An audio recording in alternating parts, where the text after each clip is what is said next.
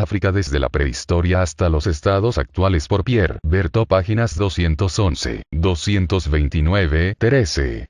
La colonización británica. Y los comienzos. La colonización británica en África tiene una fisonomía bastante diferente a la colonización francesa.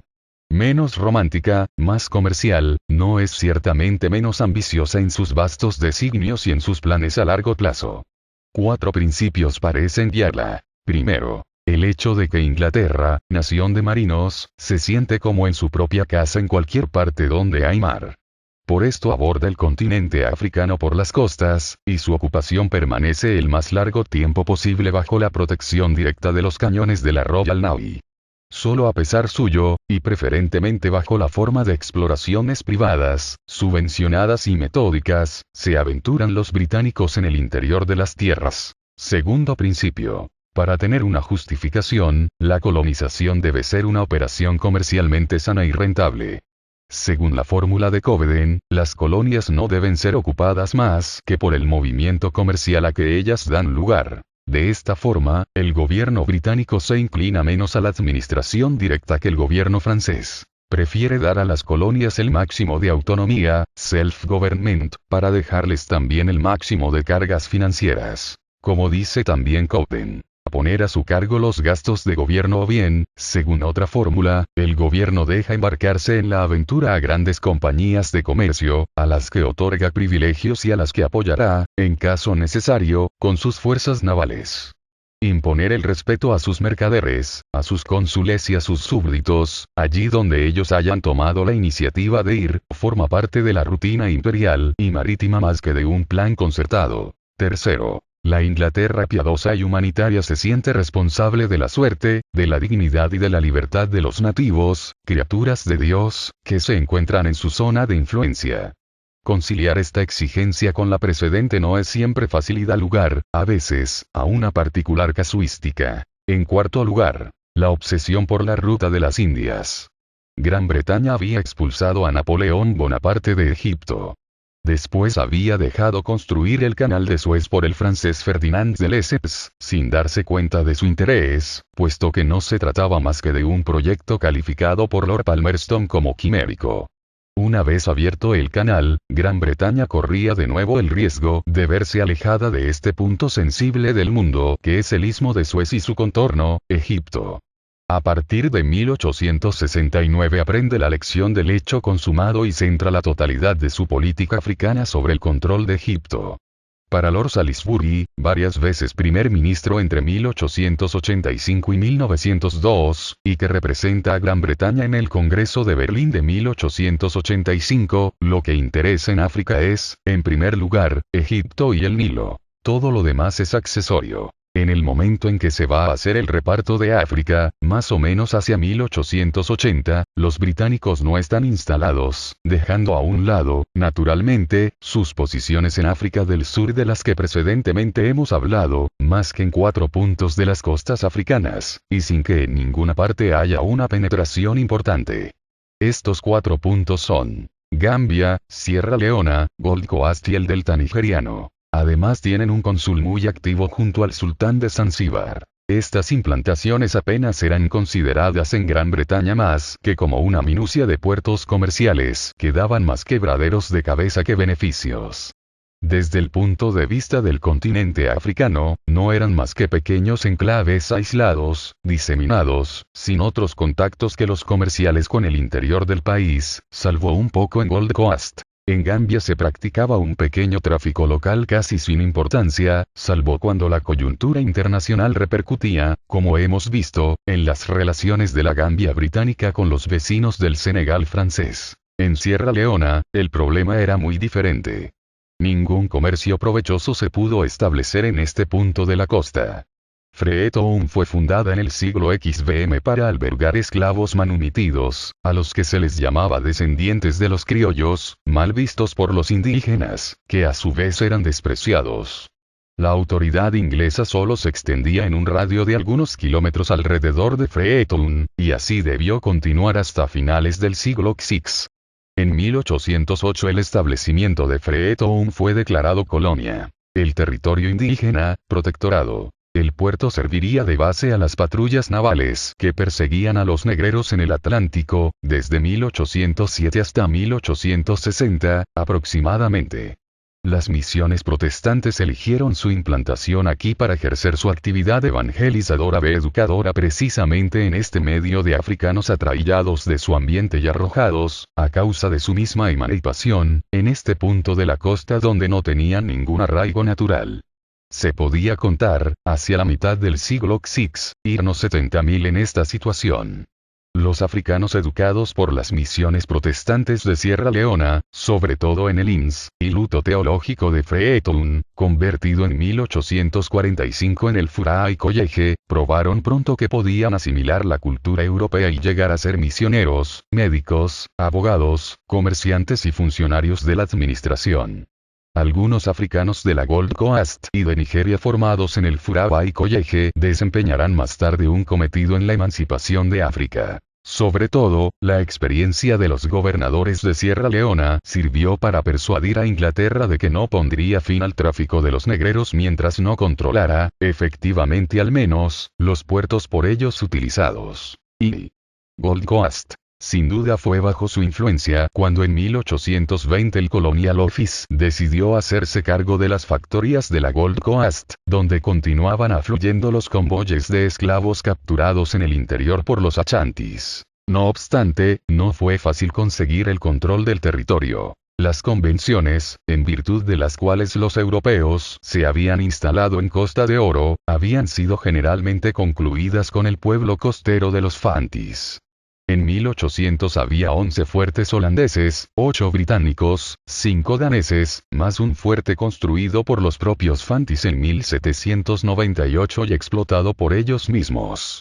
El tráfico de los Fantis consistía en comprar esclavos a los Achantis del interior y revenderlos a los europeos, salvo a los holandeses, que preferían ahorrarse a los intermediarios Fantis y tratar directamente con los Achantis.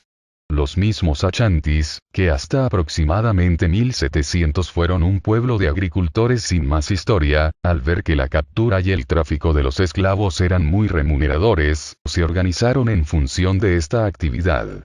El jefe religioso de Kumasi se había convertido en el jefe de la alianza de las tribus Achantis. Había recibido del cielo un trono de oro, de madera dorada, que simbolizaba la alianza de las tribus. En esta ocasión había sido proclamado Achantiene, que se traduce por rey de los Achantis. Estos revendían al interior del país la sal, las armas de fuego, la pólvora y los productos manufacturados que compraban a los Fantis, o directamente a los holandeses. A cambio, revendían en la costa, los esclavos que compraban a los estados hausas o que ellos mismos capturaban. Hacia 1805, los Achantis intentaron eliminar por la fuerza de las armas a los Fantis, que estaban instalados en la costa. Los británicos defendieron a sus aliados y protegidos Fantis. Pero esto fue el principio de una guerra episódica que comenzó en 1806, fecha en la que los británicos tuvieron que soportar el primer asalto Achanti contra los Fantis. Cuando fue proclamada por los europeos la prohibición de la esclavitud, suprimiendo así el recurso tradicional de los Achantis, se reemprendió la guerra en 1807 y duró 9 años. Los británicos decían que en cuanto los Fantis y los Achantis renunciaran a la esclavitud e hicieran la paz entre sí, ellos les dejarían sus fuertes. Una vez restablecida la paz, provisionalmente, en 1816, el Colonial Office decidió hacerse cargo de los almacenes británicos para asegurar la ejecución de la política antiesclavista y pacificadora. El resultado fue al principio mediocre. Habiendo sido matado el gobernador de la Gold Coast en 1824, recomenzó la guerra con los Achantis en 1825, y los británicos, que deseaban retirarse al menos oficialmente, debieron quedarse para impedir la masacre de sus aliados y protegidos, los Fantis. Aquí se sitúa un episodio curioso y que muestra cómo una sucesión imprevista de acontecimientos puede tener consecuencias no imaginadas. Según la tradición africana, de la que los británicos se decían respetuosos, la posesión material de los tratados de concesión convertían a su detentador en efectivo propietario de la concesión. Así, cuando los achantis capturaron a los fantis, los documentos por los que estos habían tratado con los británicos, afirmaron que en adelante era a ellos a quienes los británicos deberían pagar las comisiones, puesto que ellos estaban en posesión de los títulos. Con ocasión de la Segunda Guerra contra los achantis, los británicos tuvieron la precaución de llevar adelante las operaciones hasta que fueron recuperados los documentos. No obstante, la detentación efectiva de estos hacía que esta vez eran los británicos, el gobierno, quienes, en virtud de la tradición africana, se convertían en propietarios de los fuertes. Sin embargo, el gobierno lo cedió, 3 años más tarde, a un comité de negociantes de Londres, y los representantes oficiales del gobierno británico se retiraron de la Gold Coast. No obstante, el administrador que nombraron los negociantes, George Maclean, un antiguo oficial, estaba persuadido de que una política más flexible y menos costosa de amistad con Achantis y los fantis permitiría desarrollar una colonia. SNSF, como a partir de 1830 preparó el camino para la reinstauración de las autoridades británicas, que tuvo lugar en 1843. A decir verdad, lo hizo indirectamente y quizás sin quererlo. Por su autoridad personal, sus buenos contactos con los africanos, su conocimiento y respeto de sus costumbres, inquietaba. Y las autoridades británicas, que temían que este representante de los comerciantes, apartándose de la estricta consideración y de los intereses mercantiles, no comprometiera toda la política británica en Gold Coast.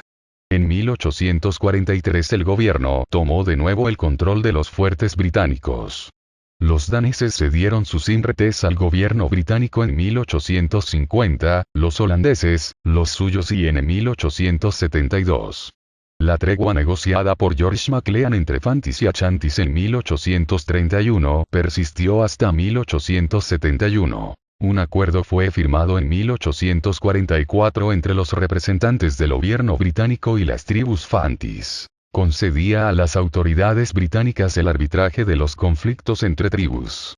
Sin embargo, habiendo oído decir que las autoridades británicas no pensaban más que en retirarse una vez conseguida la paz, los fantis se organizaban en función de esta eventualidad, con el fin de defenderse de sus belicosos vecinos, los achantis. En 1871 establecen un proyecto de construcción confederal.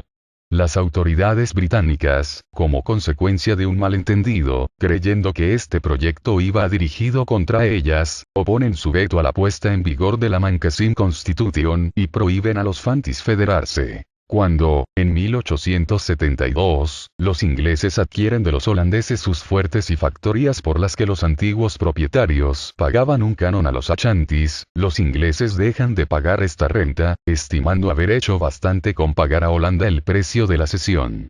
Los achantis no lo entienden así y, en 1873, entran en hostilidades con los británicos, a los que consideran deudores rebeldes.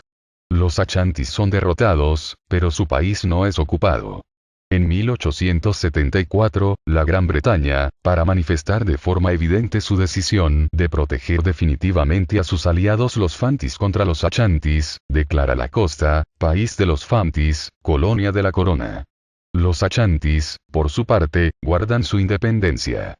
Sin embargo, los británicos esperan la ocasión de reducirlos. En 1895 se presenta esta ocasión. Samori, perseguido por los franceses, se refugia en los territorios del norte, donde los británicos habían evitado hasta entonces aparecer. No obstante, los británicos temen que los franceses, persiguiendo a Samori, entren allí, y que, una vez dentro, no vuelvan a salir.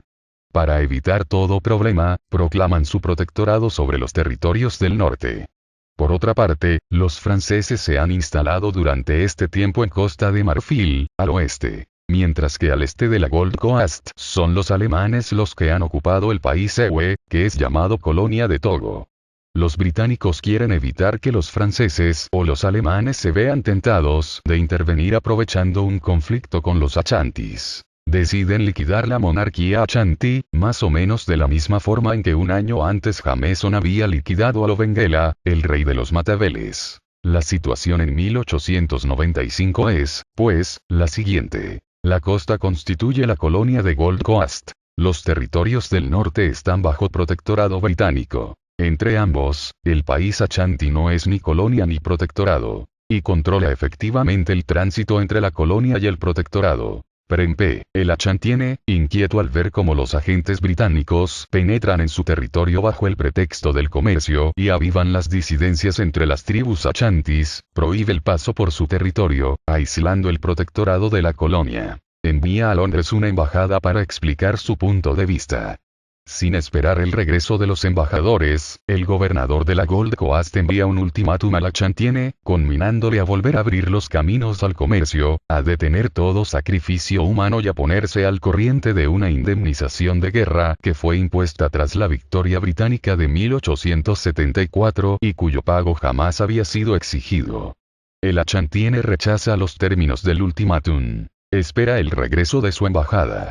Esta vuelve sin haber obtenido ninguna satisfacción. Las tropas británicas marchan sobre Kumasi, la capital de los Ashantis, saquean el templo, se apoderan de Prempeh, de su familia y de 2 jefes Ashantis, que conducen a la costa. Una vez llegados allí, deponen a Prempeh. En Kumasi exigen el pago de una enorme suma, 50.000 onzas de oro. No se trata de cobrar esta suma, sino de poner a los Ashantis en la imposibilidad de pagarla. Reclaman también el trono de oro del Ashantiene en señal de soberanía. En realidad, existe una equivocación de las que suelen acaecer a los europeos en África. Los británicos parecen haber tomado al Ashantiene por un rey, y al Golden Stool por un trono.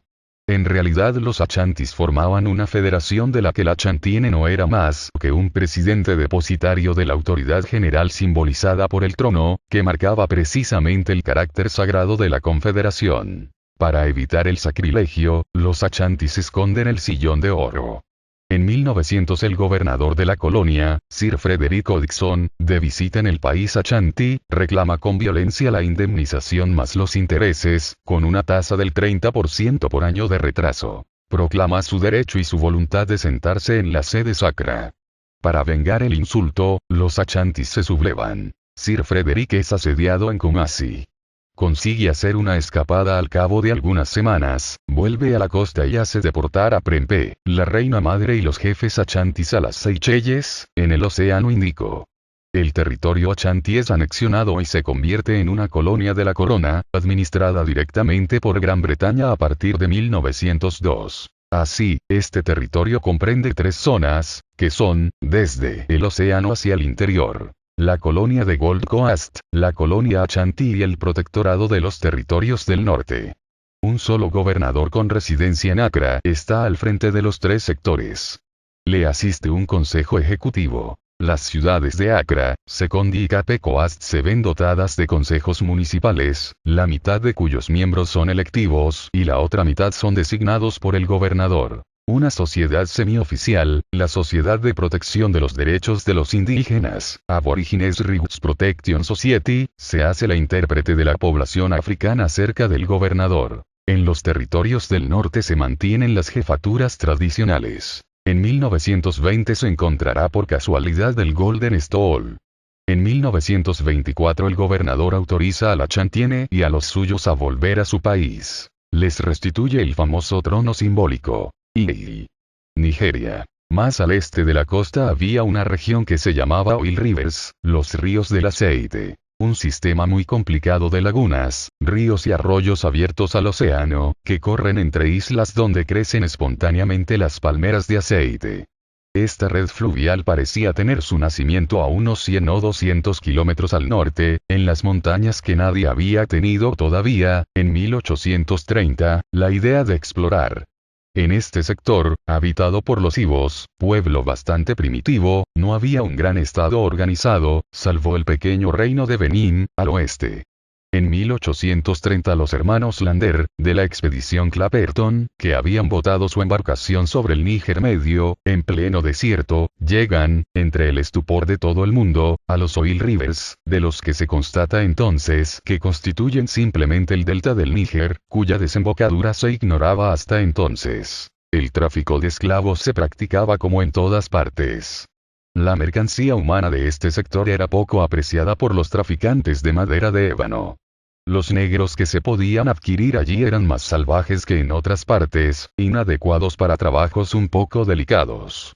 No había, como en Dahomey, un estado que garantizara la regularidad de la trata, y la calidad y la cantidad de la mercancía humana vendida, sino solamente pequeños traficantes, bien organizados por otra parte, que abastecían a todo el que venía. Los barcos negreros debían, por tanto, anclar en los ríos y recoger aquí y allá, en pequeñas cantidades, el material para su cargamento. Durante esta espera, que nunca se sabía cuánto iba a durar, la mercancía se estropeaba. Había muchas pérdidas. No obstante, el Brasil se acomodaba a ella, pues costaba menos cara y, en las grandes plantaciones, se conseguía sacar partido de una mano de obra no cualificada. A partir del momento en que los británicos se pusieron a interceptar a los negreros, estos se aficionaron a proveerse en los oil rivers, cuyos numerosos cursos de agua les permitían echar el ancla sin demasiado temor de ser sorprendidos. Por otra parte, Gran Bretaña no se interesaba oficialmente por esta región que parecía sin perspectivas de futuro. Una vez que se hubo descubierto que se trataba del delta del Níger, las cosas cambiaron. Los mercaderes británicos frecuentaron mucho más la región. El cónsul británico de la isla de Fernando Po fue declarado competente en los asuntos del delta.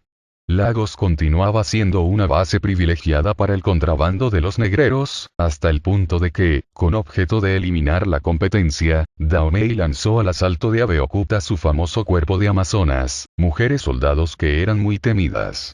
Aunque se estimó en 18.000 el número de estas guerreras, Abeokuta resistió el asalto. Pero para evitar la repetición de tales incidentes, los británicos ocuparon el puerto y la ciudad de Lagos en 1861. La convirtieron en colonia, pero sin territorio. Los negreros debieron buscar fortuna en otra parte. En 1882 el cónsul británico de Fernando Po fue a residir en la costa, en Calabar, al este del delta. Tenía jurisdicción sobre la costa desde Lagos hasta Camerún. Este territorio era demasiado extenso para que el cónsul tuviera una acción eficaz sobre él. Un negociante británico oriundo de la isla de Man, George Goldie, más tarde Sir George Tauman Goldie, se interesó por el Níger a partir de 1877. Tomó rápidamente el control del comercio en el delta y constituyó la United African Co., que en 1882 se convierte en la National African Co., Ltd.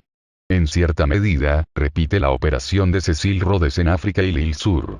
Igual que a Cecil Rhodes, el gobierno británico le anima a avanzar, a tomar posiciones en el delta y a remontar el curso del río que los franceses están intentando descender a partir del interior. No obstante, al anunciarse la conferencia de Berlín, el gobierno británico piensa que es hora de intervenir de manera oficial. En 1884 envía un agente, Ewet, provisto con el título de cónsul de Calabar, para que concluya oficialmente acuerdos con las potencias locales del delta del Níger. Hemos visto cómo estas negociaciones retardaron a Ewet, lo que le hizo llegar al Camerún 5 días después de que el Dr. Nachtigal hubiera firmado el tratado de protectorado con el rey Bel de Douala, en nombre del rey Chalemán. En 1885 el Parlamento británico ratificó los acuerdos realizados en la Conferencia de Berlín y constituyó el Protectorado del Delta Nigeriano, Oil Rivers Protectorate, cuya sede estaba en Calabar. Este protectorado permaneció siendo meramente teórico durante largo tiempo. En realidad continuaba siendo Goldie el que actuaba. Es su compañía, que remonta el Níger, la que va a concluir acuerdos en el país Hausa, principalmente con el emir de Sokoto. En 1886, su compañía recibe del gobierno británico el monopolio del comercio del Bajo Níger. Se convierte en la compañía privilegiada, Royal Niger Co. Chartered Unlimited. A Goldie corresponde defender su monopolio contra las empresas de los franceses, que comienzan a descender el Níger y querrían intentar tomar el control del río hasta su desembocadura. Una expedición francesa sobre el río es rechazada en 1889 por una tribu africana aliada de la compañía. Habiendo sometido los franceses Dahomey, Goldie teme por sus proyectos en país Hausa. Pide auxilio a Lugard, un antiguo oficial del ejército de las Indias reclutado por la African Lakes Co. En 1888 y que ha dado pruebas de sus dotes como militar y administrador en materia de política indígena, pacificando Uganda. Lugar toma el mando del ejército privado de la Compañía de Gaulier, subvencionada, por otra parte, por el gobierno británico, y en 1897 comienza a ejercer su autoridad en nombre de los intereses británicos en el norte de este territorio que se llamará Nigeria. En 1898 un acuerdo franco-británico regula la cuestión de la frontera, dejando a los franceses el ascenso al Chad. Pero los tratados firmados apresuradamente por la compañía con los emires y con el sultán de Sokoto se convierten en letra muerta. La compañía pierde su monopolio. Continuando su actividad comercial, toma el nombre de United Africa Co. Recordando la primitiva designación de United African, asociada a la compañía internacional Unilever para la explotación del aceite de palma y prácticamente absorbida por ella. El 1 de enero de 1900 el Protectorado de los Territorios del Norte toma el nombre de Northern Nigeria y Lugar es nombrado Alto Comisario del mismo. Su tarea va a consistir, por una parte, en poner término al tráfico de esclavos que hay en los Emiratos Peules, necesitará 7 años para casi conseguirlo. Por otra parte, en cortar el camino al avance francés, lo consigue, reduciendo mediante una acción militar el Borgu, con el que los franceses habían ya trabado contacto, con el fin de organizar el protectorado. Es en este plano en el que Lugar, convertido en Sir Frederick, se distingue particularmente. Se encuentra en presencia de una masa humana considerable. Nigeria del Norte es uno de los territorios más poblados de África, en la que los peules han establecido recientemente su dominación sobre la población hausa. Comienza aprovechando hábilmente los resentimientos de los hausas contra sus señores, los peules. Pero mantiene la administración peule, aumentándola con algunos consejeros o residentes británicos. Lugar instituye así el sistema, típicamente británico, de la administración indirecta y de las Native Authorities. Limita la intervención de los agentes británicos a 4 casos. El mantenimiento del orden y la paz. La lucha contra la tiranía y la corrupción. La limitación del tráfico comercial con las posesiones francesas. La supresión del tráfico de esclavos. A decir verdad, la esclavitud no es suprimida de golpe, sino progresivamente limitada de tal manera que desaparezca poco a poco por vía de extinción. Nigeria del Sur forma también un protectorado, distinto de la colonia de Lagos y del protectorado de Lagos, que se extiende sobre el país Yoruba. Este protectorado de Nigeria del Sur se anexionó al reino del Benín, que en 1897 había asesinado a una delegación británica. Desde hacía largo tiempo se reprochaba a sus soberanos ser tiranos sanguinarios que practicaban sacrificios humanos. En 1906 la colonia y el protectorado de Lagos se fusionan con el protectorado de Nigeria del Sur. El puerto de Lagos es mejorado. Para completar la unificación de los dos territorios, Sir Frederick es llamado para su puesto de gobernador de Hong Kong, de donde había sido nombrado entretanto. En 1912 NC le confía el gobierno de los dos territorios, norte y sur. En 1914 es nombrado gobernador general de la Federación de Nigeria, que se acaba de crear.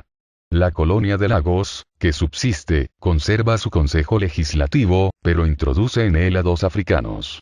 El gobernador general está asistido, a nivel de la federación, por un gran consejo compuesto por funcionarios que forman la mayoría, por 7 hombres de negocios británicos y por 6 jefes africanos. En el norte, los emires son mantenidos, pero reciben su autoridad de cartas patentes británicas, lo que supone su lealtad. Se prohíbe a los europeos poseer tierras. Las escuelas coránicas tradicionales se mantienen en el norte y las misiones cristianas en el sur. If. África Central y Occidental Británica a finales del segundo tercio del siglo VI, en los años 1860 a 1870, la política británica comienza a interesarse por la costa africana del Océano Índico. Hay varias razones para ello. La más importante es la tradicional política imperial británica que la obliga a montar guardia en la ruta de las Indias. Ahora bien, el canal de Suez, en el cual los británicos no creyeron hasta que existió, va a cambiar, a partir de 1870, las condiciones de explotación y el trayecto mismo de esta ruta. Sin duda, las mercancías pesadas, transportadas en veleros, resultaba más ventajoso llevarlas por la ruta del Cabo. Pero los buques de vapor, que llevaban mercancías más costosas, alimentos que se estropean pronto y pasajeros, tienden a usar cada vez más la ruta de Suez, más corta y más rápida, y más económica para ellos a pesar del derecho de peaje que la compañía de Suez había calculado hábilmente para intensificar el tráfico.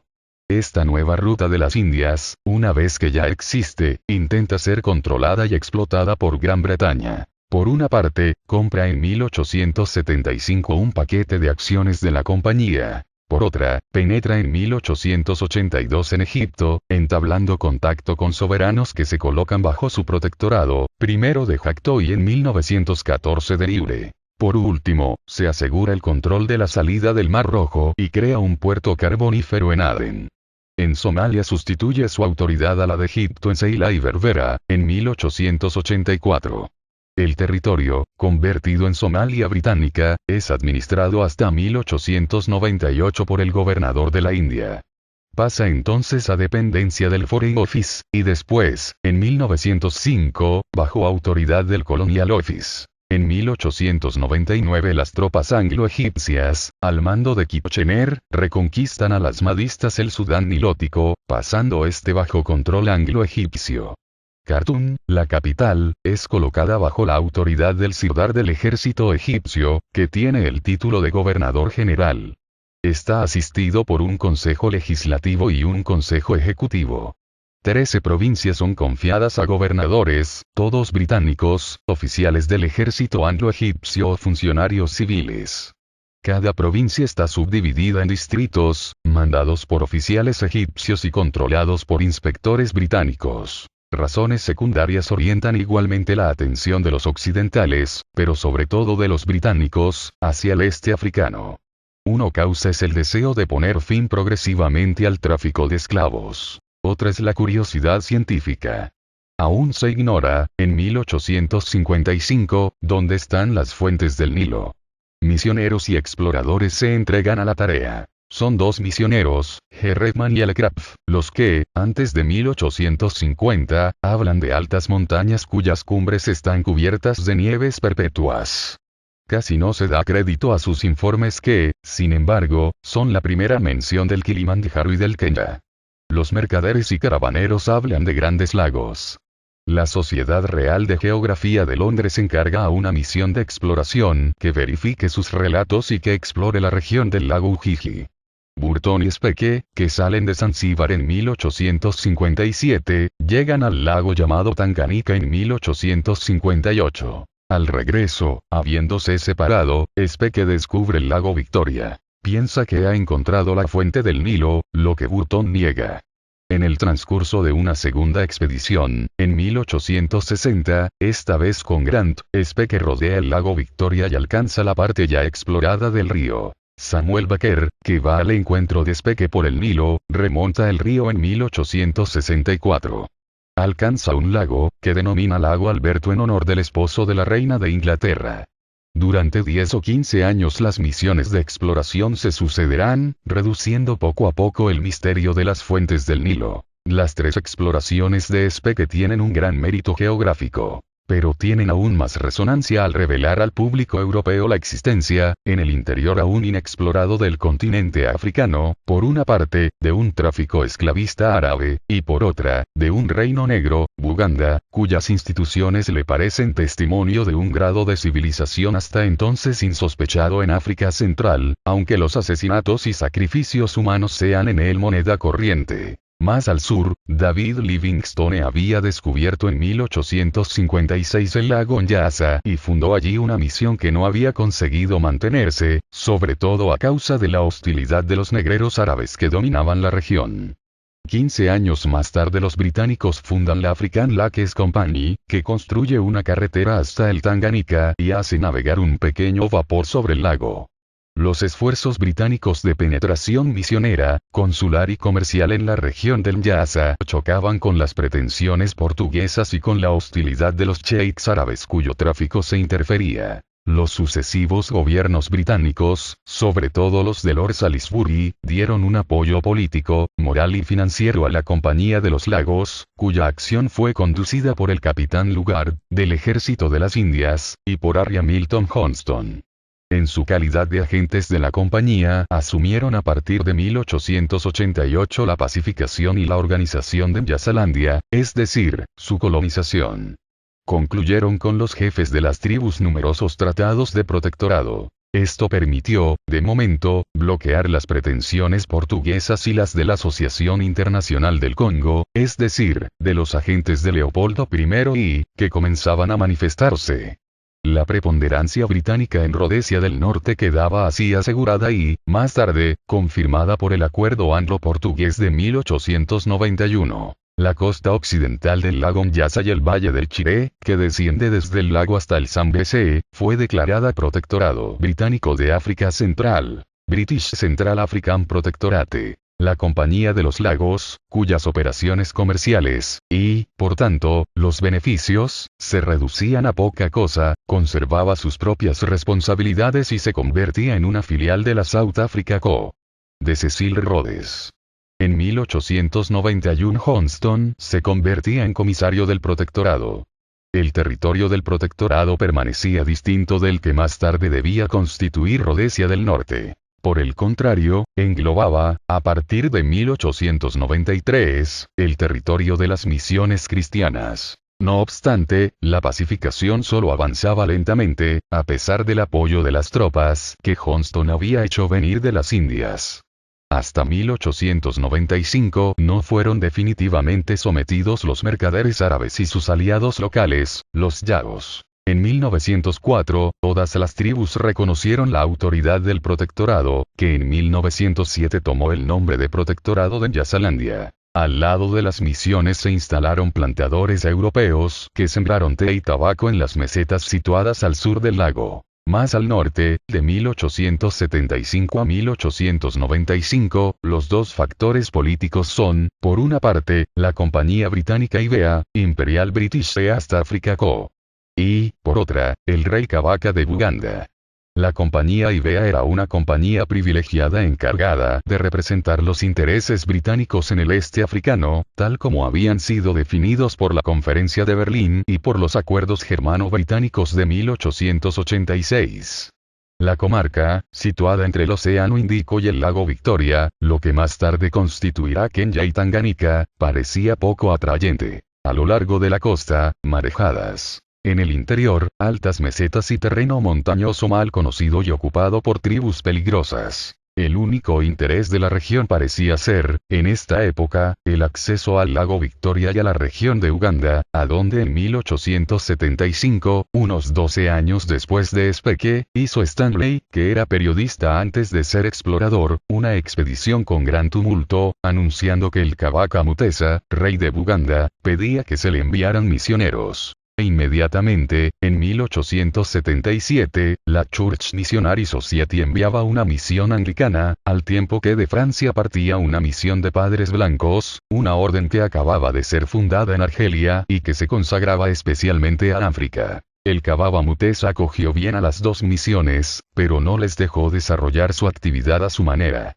Y es que él no pensaba servir a estas misiones, sino al contrario, servirse de ellas para luchar contra la influencia musulmana. Una doble presión árabe, procedente por un lado del litoral oriental y por el otro del Alto Nilo, comenzaba a alcanzar y a amenazar Uganda. Mutesa rogó, pues, a los misioneros que limitaran su acción a la capital. Dejó convertirse a una buena parte de su familia, de su corte y del consejo, el Lukiko. Unos se convirtieron al catolicismo, otros al protestantismo. Los recién convertidos de la corte constituyeron facciones políticas, los católicos Frunze y los protestantes Inglesa, que entraron en rivalidad. No obstante, el Islam avanzaba en las provincias del norte de Uganda. Cuando Mutesa murió en 1885, su sucesor, Mwanga, se convirtió al Islam y se puso a perseguir a los cristianos. Un obispo anglicano, que venía a tomar posesión de su cargo, el reverendo James Annington, fue asesinado en el momento en que penetraba en Uganda. Las facciones cristianas se sublevaron contra Kabaka y sus apoyos musulmanes, abocando al país a la guerra civil. En virtud de los acuerdos germano-británicos de 1886, Uganda estaba comprendida en la zona de interés británico. La compañía IBEA, encargada de los intereses británicos, reclutó a Lugard, que acababa de dejar Nyasalandia a Johnston. Le encargó pacificar ahora Uganda. Lugard, atravesando el Kenya, llegó en 1890 con sus hombres junto al Kabaka. Dando su apoyo y las facciones cristianas y dispersando a los musulmanes, firmó un acuerdo con Mwanga por el cual Kabaka ponía su reino bajo la protección de la compañía IBEA. No obstante, las luchas intestinas recomenzaron, esta vez entre la facción católica y la facción protestante, apoyada por Lugard y sus tropas. La situación tomaba las proporciones de una guerra civil, lo que superaba claramente la competencia de una compañía privada. A finales de 1893 el gobierno británico decidió proclamar el protectorado británico sobre Uganda. En 1895 tomó bajo su control el resto del territorio de la compañía, lo que en el futuro será Kenya, en el momento en que decidía construir un ferrocarril que uniera a Uganda, a través del lago Victoria, con Ia Costa. Este ferrocarril, terminado en 1901, unía el puerto de Mombasa a Kisumu, en la costa oriental del lago Victoria. Desde aquí el vapor, atravesando el lago, llegaba a Buganda, en la costa oeste. Después de una travesía de 300 kilómetros el ferrocarril reducía en un 97% el precio del transporte de mercancías entre el interior y la costa. Había costado 5,5 millones de libras, es decir, 26 millones de dólares al curso de la época. Era, después del Canal de Suez, el proyecto más importante de toda África.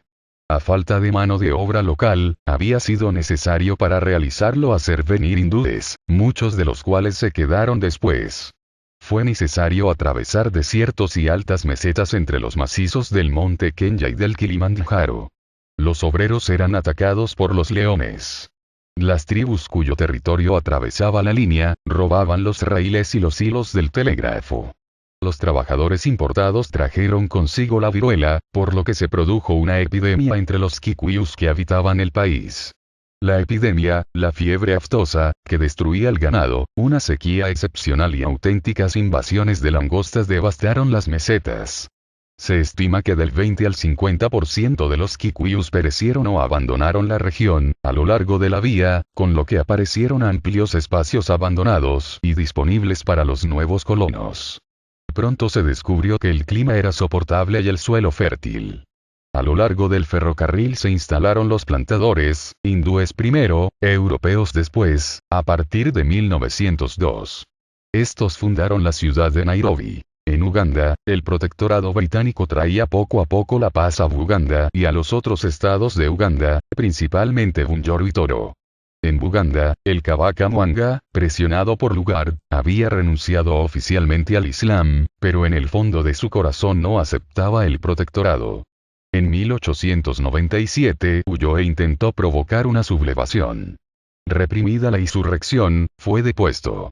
No teniendo más que un año su heredero legítimo, los británicos confiaron la regencia del pequeño Kabaka a un triunvirato de ministros, 2 protestantes y 1 católico. En diciembre de 1899 Johnston, convertido en Sir Harry, fue enviado a su vez a Uganda, para recomenzar allí la operación que había realizado con éxito en Nyasalandia, y para organizar el protectorado sobre la base de una unificación de la moneda, de una codificación de las leyes, de un mejoramiento de los ingresos, de una reducción de los gastos, y de la abolición de la esclavitud, todo esto con el mayor respeto posible por las instituciones locales.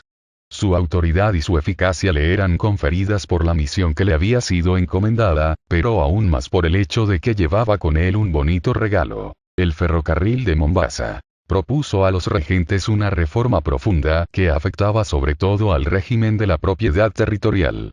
En todo caso, fue esta parte de la reforma la que tuvo consecuencias más profundas. Tradicionalmente, el Kabaka, en tanto que soberano, era el propietario nominal de la tierra. Los jefes que él colocaba al frente de los sasas o distritos recibían sus derechos solamente de él. Sin duda era raro que les relevara de sus funciones, pero podía hacerlo. El jefe que había desmerecido era privado a la vez de su autoridad administrativa y de su propiedad.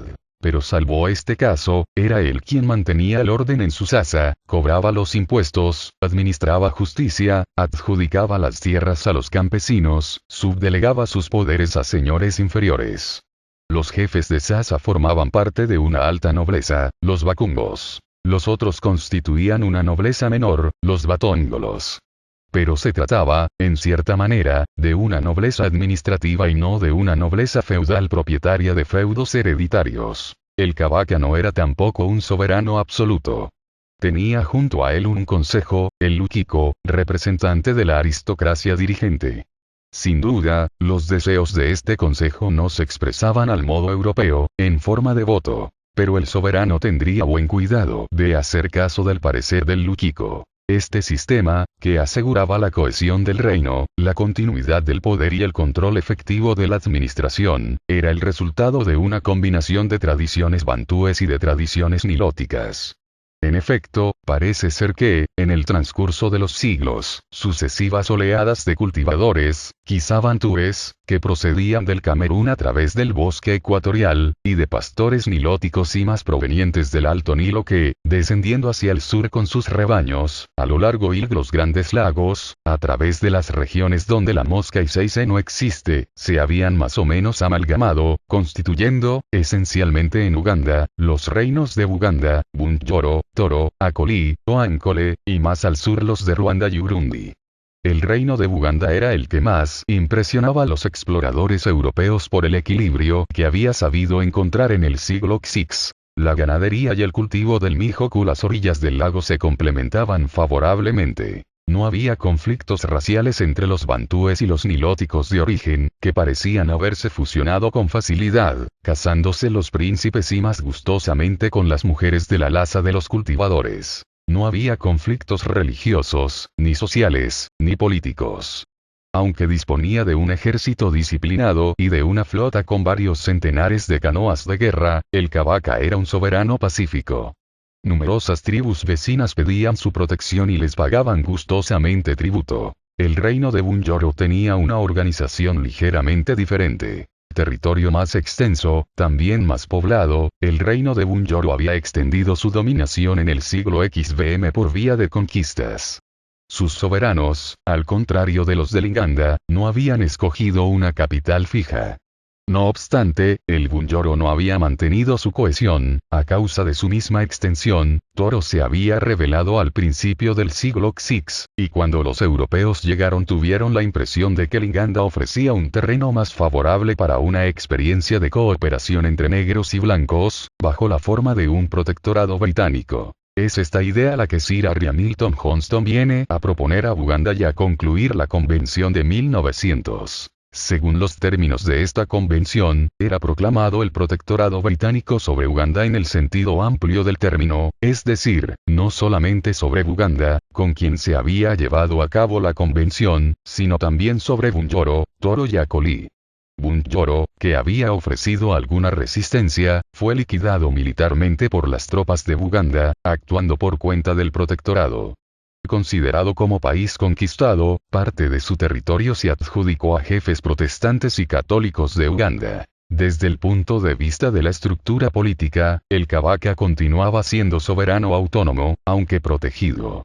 El Consejo Consultivo o Lukiko estaba compuesto en principio por jefes de Sasa designados por el Kabaka. Su designación estaba, en adelante, sometida a la aprobación de la autoridad británica. Por el contrario, la autoridad británica podía pronunciar las revocaciones directamente sin el acuerdo del Kabaka. Este debía obtener el asentimiento de la autoridad británica para cualquier medida que adoptara.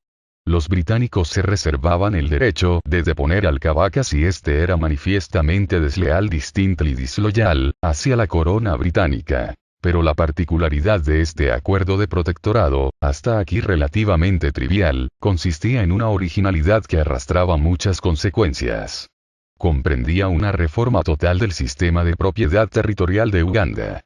Al principio de la negociación del acuerdo, Sir Harry, aportando consigo la noción europea de propiedad, e incluso más exactamente una concepción británica del latifundio, propuso al Kabaka atribuir las tierras del reino al propio Kabaka, a la familia real, a los jefes de Sasa, al conjunto de la población y el resto a la corona británica. El dominio de esta comprendería esencialmente los bosques y las tierras sin cultivar. En el transcurso de las negociaciones, Sir Harry renunció rápidamente a defender a los dos últimos beneficiarios, el pueblo de Uganda y la corona británica. De la reforma de la propiedad territorial llamada Milo quedaba únicamente el reparto de tierras entre el Kabaka y la aristocracia, o más exactamente los miembros de esta aristocracia que estaban en la corte en aquel momento. Hubo alrededor de 3.700, a quienes el Lukiko distribuyó las tierras. En términos de derecho feudal, sus beneficios o feudos eran transformados en alodios. En lugar de ser depositarios provisionales de una función administrativa, los señores se convertían en propietarios, en el sentido europeo del término, de inmensos dominios. A este título, se hacían relativamente independientes del Kabaka, del mismo modo que los señores feudales se habían ido independizando frente al rey de Francia o al rey de Inglaterra. Los campesinos quedaban reducidos al estado de simples colonos, sin que se tuvieran en cuenta sus anteriores derechos o su estatuto tradicional. Es difícil determinar cuál era, en la mente de los negociadores, tanto africanos como británicos, la parte de astucia, la de buena fe y la de interés en todo este asunto. Al introducir en esta parte de África un régimen de propiedad territorial que se parecía más al de la Inglaterra medieval que a ningún sistema africano, los británicos ciertamente estimaban que hacían realizar a Uganda un progreso político y social. Pensaban que el régimen de la propiedad territorial desarrollaría una nueva oligarquía de landlords africanos, de entre los que se destacaría una élite dotada de un sentido británico de la responsabilidad. Pensaban también, quizá con razón, que esta aristocracia que veía como se le atribuía, a título de propiedad privada y hereditaria, inmensos dominios, la base del reparto era la milla cuadrada, es decir, el lote de 250 hectáreas, se sentiría ligada a la potencia británica que tan ricamente la abastecía. En todo caso, en 1900 se habían sentado los cimientos para una experiencia de gobierno indirecto por asociación de la minoridad británica y de la autoridad indígena con vistas al establecimiento de estructuras estables. Esta experiencia presentaba una doble originalidad. En primer lugar, se acompañaba por una reforma del régimen de la propiedad, y por tanto de la estructura social, en un sentido casi feudal, siendo considerado el feudalismo como una etapa educativa de las naciones. Por otra parte, esta experiencia coincidía con la apertura de la comunicación por vía férrea con la costa y con el desarrollo de cultivos industriales, el algodón y el azúcar. Más adelante veremos el desarrollo de esta experiencia.